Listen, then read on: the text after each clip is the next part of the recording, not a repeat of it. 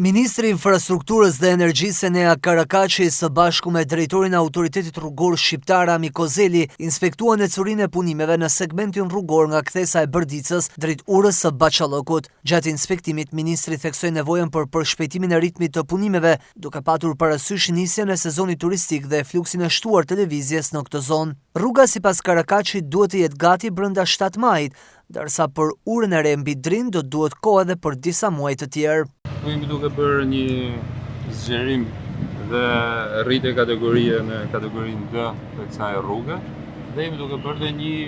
urë paralele që krijon hapësirën për qarkullimin e trafikut nga të dyja anët. Ne jemi në realizim punimesh rreth 65-66% punimeve fizike. Siç e thatë dhe ju, jemi në një rrugë kategoria D, urbane, rrugë parsorë. Kemi kryer zgjerimin,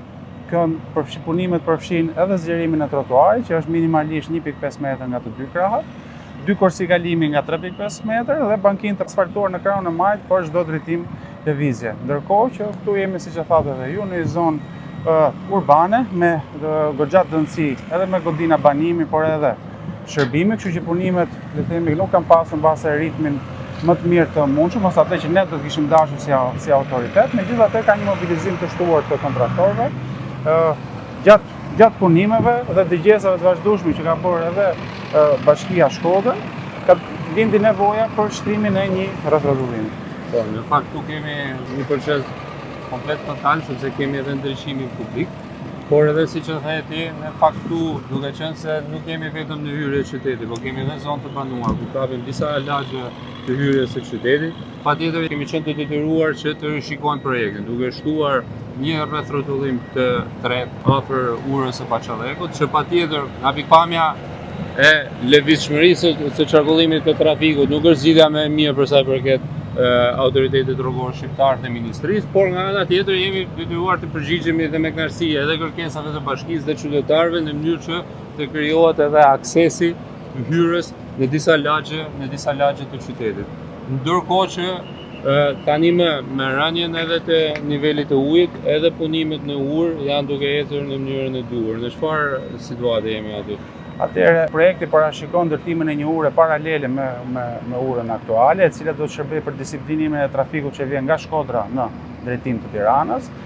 Fillimisht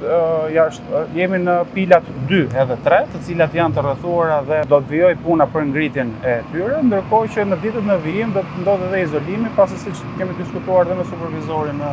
terren, niveli urave është i kënaqshëm që mund na lejë të fillojmë punimet edhe për pilën e 7 që e quajmë në projekt. Ndërkohë që jemi në pritje ende që të bjerë ende niveli ujit për të vijuar me pilat e tjera mbështetëse. Kemi kërkuar nga kontraktorët që të përshpejtojnë ritmin e tyre dhe brenda datës 7 maj pjesa deri te rrethrotullimi që ka nevojë përsëri që të ecë me procesin e shpronësimit, të vijojë me shtrimin e asfaltit dhe me tapetimin e tij të plot në mënyrë që gjatë sezonit veror ne të paktën të kemi një shfyrje trafiku dhe do marrim masa që bashkë edhe me policinë të ndërtojmë një plan trafiku shumë të mirë,